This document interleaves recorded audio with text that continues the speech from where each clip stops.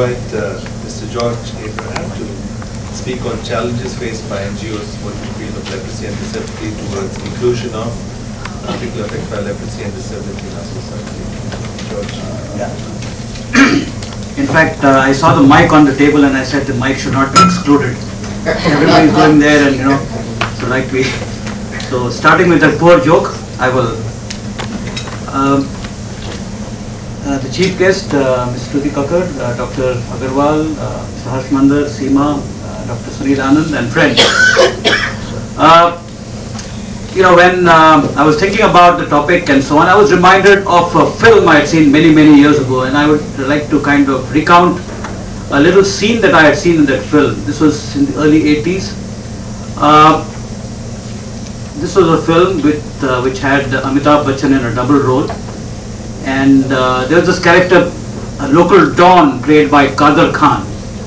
And Kader Khan was interested in the wife of a local school teacher. And the wife was played by Sharmila Tagore. And somehow he couldn't get his hands around the girl he loved. So he connived to get the husband in jail, and then he tried to approach the lady and she refused. So he set the house on fire, and the lady and her son were kind of ran away, and they were kind of separated. And after several years, while this don was sitting in his den, there was a knock on the door, and in walks Sharmila Tagore. And she smiles and says, well, you wanted me very badly. Here I am. And so Kader Khan kind of suddenly jumps out of his chair, of course. And he comes and he kind of embraces her and holds her. And the moment he sees her hand, and she says, "Main Kodi hoon," the guy just turns white and he collapses. And of course he shoots her. She shoots him. The fact of the matter is, as all the previous speakers had kind of mentioned, and the way Dr. Seema Agarwal had introduced the subject, I wouldn't blame the average people to be actually very scared. Because the way a person with leprosy is treated in this country, your lifestyle is entirely destroyed. While thinking about the topic, I realized that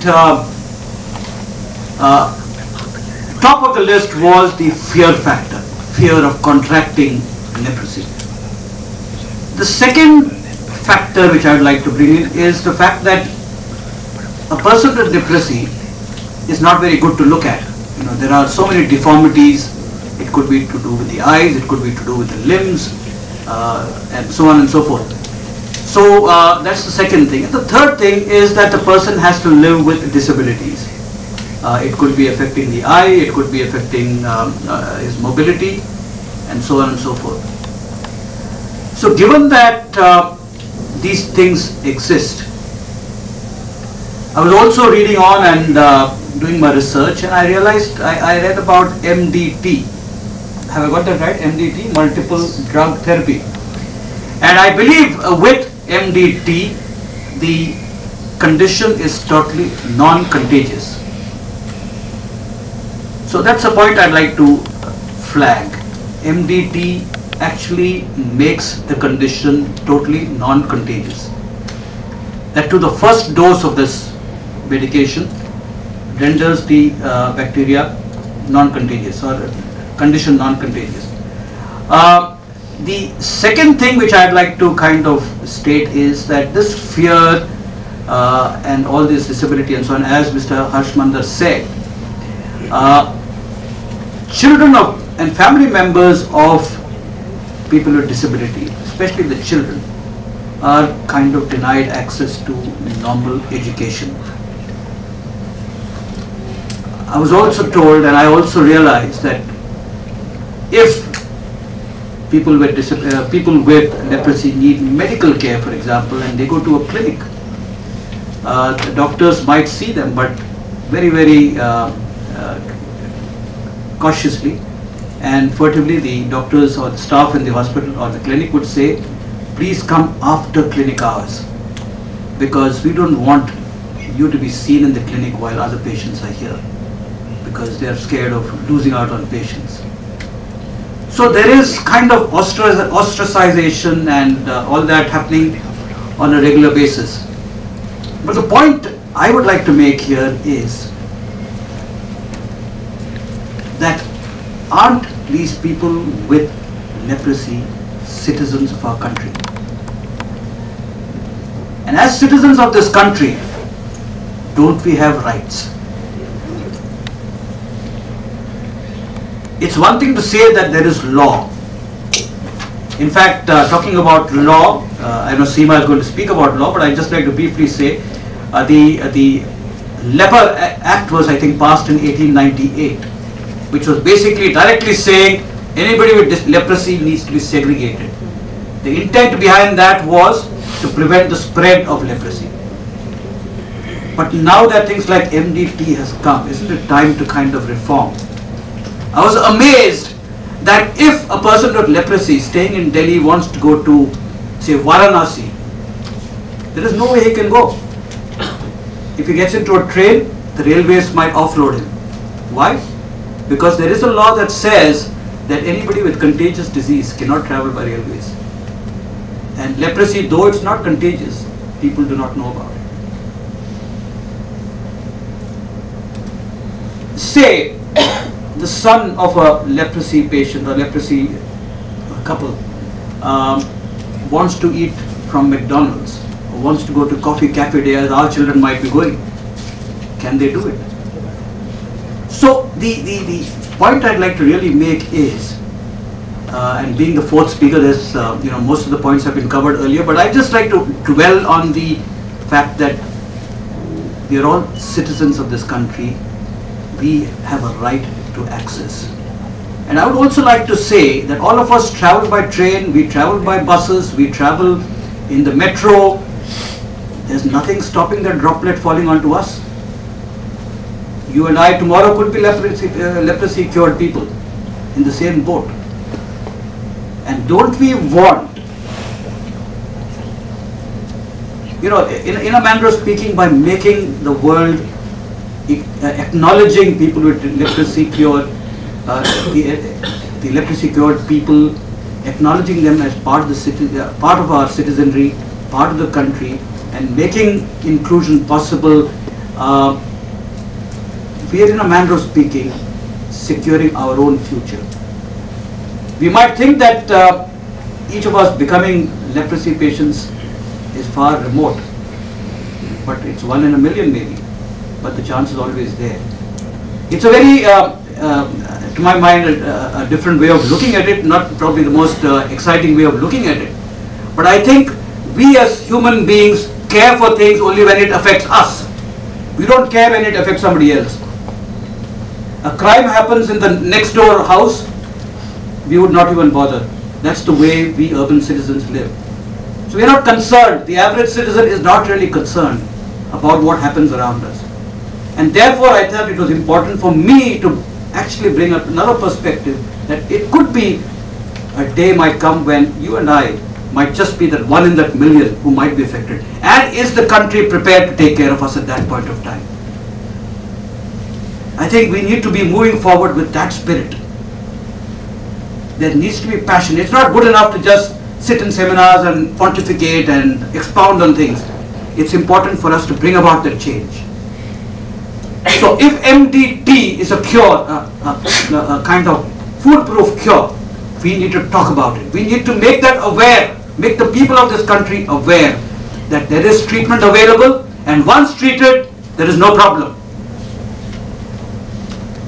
To my mind, in 10-15 years from now, the policy of the government should be towards eliminating leper colonies or leprosy colonies or colonies where leprosy cured people stay. They should be staying within the community. That's the kind of dream we should go forward with. If leprosy can be cured entirely, there is no reason why people with disability, people with leprosy should not live in the mainstream. So there are two things that I, as a social activist, as a disability activist, would put forward. Number one, there is need to focus on awareness and bringing forward stories where people with leprosy cure have actually lived in the mainstream and nothing untoward has happened. People have lived. So it's about changing the way mindset. And there was a quotation that I read in while we were sitting in the chair. Darpan, what is that statement which you read? It says eyes are useless when the mind is blind. Eyes are useless when the mind is blind. So the bottom line of all this is our mindset. And I think I was with Madam Shruti Kakkar the other day, and when we were talking about disability in general, we were talking about the mindset. Even with the difference between people with leprosy cured people and people with disability is, people with disability, though they are in the fringes when it comes to the minds, they live within the community. Whereas unfortunately, the leprosy cured people are both in the fringes of the mind and the fringes of the community, both mentally and physically, when neither are necessary. So my plea to the authorities and to the people who are working in the community is the focus needs to be on awareness building. And I was reading about the various laws that exist in the country. I won't dwell on this topic because this is my next speaker's domain. But it's amazing that laws are blind to the developments in the country. A blind person, a leprosy cured person does not have access to a driving license. Simply because of an ignorant mind interpreting the law. So there are two things that I would kind of lay in the house. Number one, there is strong need for awareness building and sensitizing people at different levels. There are groups like doctors who can make a difference. There are groups like religious leaders who can make a difference. There are groups like bureaucrats who can make a difference because they are the people who would change the policy.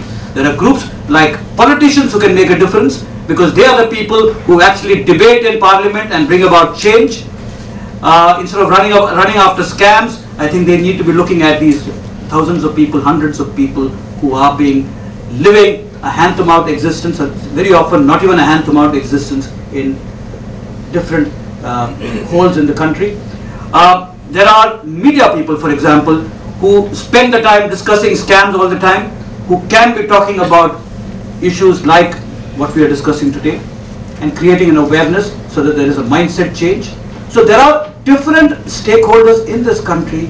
If they put their mind to it, if they come together and the energies are synergized, you will find that mindset can be changed. Secondly, the need for advocacy for change. And I think we need to strongly advocate for changes in law, changes in education system, bring about force if it's required for people with leprosy cure to be studying in mainstream schools, family members not being ostracized and so on. So advocacy and awareness building are two things. And the third thing which I think is very, very important, again emanating from the story that Mr. Harshmandar said, and I think that's very, very critical, which is this is true with people with disability, this is also true with people who are leprosy cured. The self-image that they have. You know, even a person with disability tends to, because of the traditional thinking which have come from generation to generation, right from the prehistoric times, if you are disabled, you are a lesser being. This is the kind of mindset a disabled person grows up with. And I believe that the leprosy cured people as well as the people with disability have a very, very key role to play when it comes to removing the stigma, changing the way the world looks at them. I think we as people who work in the disability sector, in the social sector, have a responsibility to get people with disability and people who are leprosy cured to start thinking positive. bringing in some self-esteem, empower them to actually go out and fight. The world is not going to do anything for you if you're going to sit back. I always say when I conduct these workshops that we as people with disability need to take responsibility for our own lives. If we wait for our turn for the government to deliver our rights, we might be 99 years before we get our turn. And at that point of time, getting our right is of no use. So empowerment of people with leprosy cured people is, to my mind, also as important. They need to kind of be mobilized. Think beyond living in colonies which are segregated. Think beyond, a hand pump which is probably necessary, an immediate need. They need to think about being in the mainstream school. They need to think about being part of the mainstream healthcare system. They need to be thinking about, being part of the mainstream professional streams. They need to think mainstream. They need to think positive. They need to fight. They might not get it in their generation, but their fight that they start today might result in the next generation, 20 years from today, being different.